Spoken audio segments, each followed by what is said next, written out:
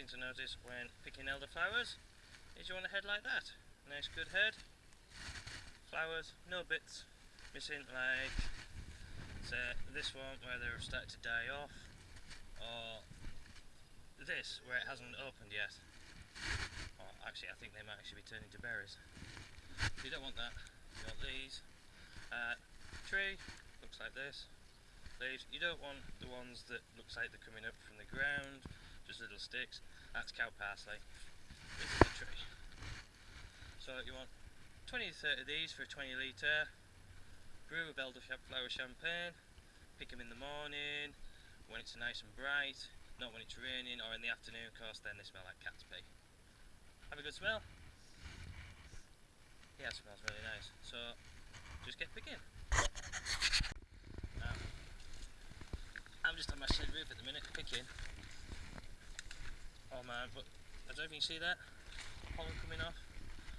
That will help with the wild yeast to help ferment it if you want. Or you can use a good high gravity champagne yeast or wine yeast for this. Now, starting to get quite a fair few now. Get some more. Right, so we're making elderflower champagne today and doing it outside. I'm on here, so I'm going to do Keith Floyd's part. So, cheers Keith, have a drink for you. This is my summer ale from Greg Hughes' book. Hasn't cleared very well.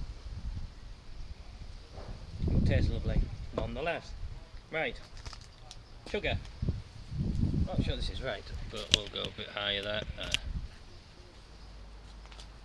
We've got about 1.7 kilos of sugar we're going to put into our sterilised fermenting bucket. This one.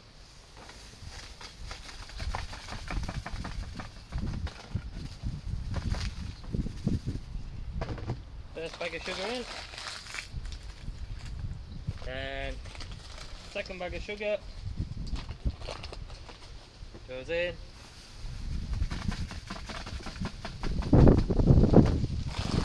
and then roughly 100 grams of honey.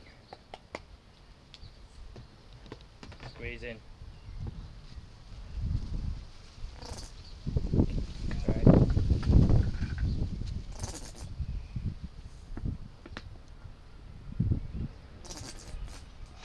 This may take a bit of time, so I'll come back when I've done that. Right, we've got all the hot water in now, we've given it a stir. I'll show you, we've got the honey in, the hot water in. We've given it a stir. Looks like that. So now we're going to add the cold water, and then we'll get the lemon zest in. Now the lemon zest, they say to grate it. Well, I tend to use a potato peeler to do it. I find it so much quicker.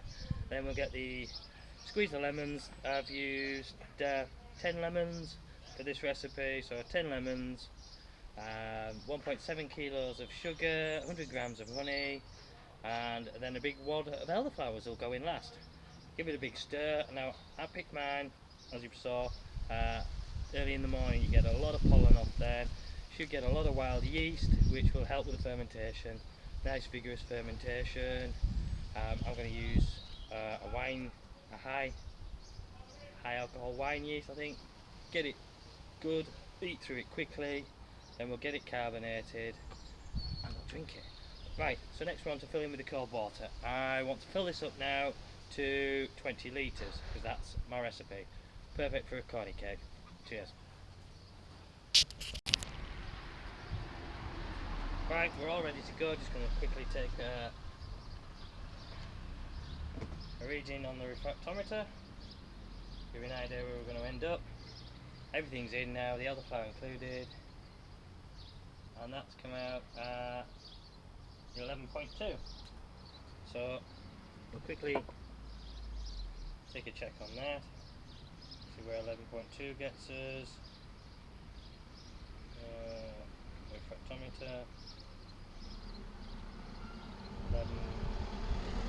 11.2, 1.044, which I'm thinking we should get down to because it's all sugars, about 1.006 there, 1.044. Should give us a 5% champagne, which would be nice. Get a nice drinking champagne that for elderflower. So, cheers from Keith, Floyd and myself. We'll see you in a week or so when it's ready. Right, so the wild yeast didn't take in the elderflower champagne, so I'm going with a GB3 by Gervin, which is a sparkling wine yeast, ideal for stronger sparkling and higher alcohol dessert wines. I mean, it's going to be about 5% alcohol, but I'm going with this. So I'll get it chucked in, and hopefully that'll get the ball rolling on the elderflowers. I've still got all these elderflowers. My plan is dry them out. Dried elderflowers, maybe use them in a beer later in the week, later in the year, I'm not sure when. So, catch you in a bit. Right, so we're there. The elderflower champagne in the glass. Finished out at 0. Had a bit of trouble yeast wise. The wild yeast didn't work, so obviously I think I put that in the video that I then pitched the higher alcohol yeast. That wasn't really doing much at all. It wasn't getting below 1.030 for just ages. So I then put a bit of Kvike yeast in that I still had in the freezer. That got it down to 1.020. So then I sod it, put a pack of US-05 in, and it dropped out to 0. So bit of variety of yeast in here. Should makes it interesting, I suppose. And that's it. Well carbonated. I mean, it doesn't look it at the minute, but I've just let the head die down a sec.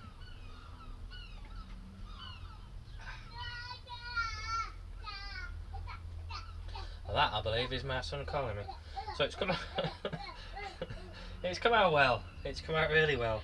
It's the first time I've ever done it using fermentation fridge, putting it in a keg, and carbonating it that way, rather than just doing it as I used to do it, which is the way that Hugh Fernie Winstall. Sorry, I'm going to have to stop this. Right, where was I before? Rudely interrupted by our son. So I finally got it done. I've never done it before with the Fermi fridge, just did it, as I say, just in a bucket, just out. Obviously, you realise temperature fluctuation are going to be a problem, and affected it. So I did it properly this time. Properly fermentation fridge, let it get down to 0, in a keg, carb it up, and I have to say, it's good carbonation. It's not too dry, even though it's down to 0, because I put some honey in. I don't know whether that's... I would normally dry it out, the honey. Anyway, it doesn't seem to be as dry, or whether that's the carbonation, but it's, well, nice, drinkable elderflower champagne. A perfect for that heat wave that passed us by last week. Bit of a shame, but there we go. Hopefully there'll be more to come. And as I say, I've got some more elderflowers, and I vacuum sealed them and put them in the freezer. Hopefully the freezing process won't kill them, kill off the aroma, and I'll be able to try it again later in the year. Do another batch. So I've got 19 litres to get through, and well, next week in that keg I will have some cider, some turbo cider.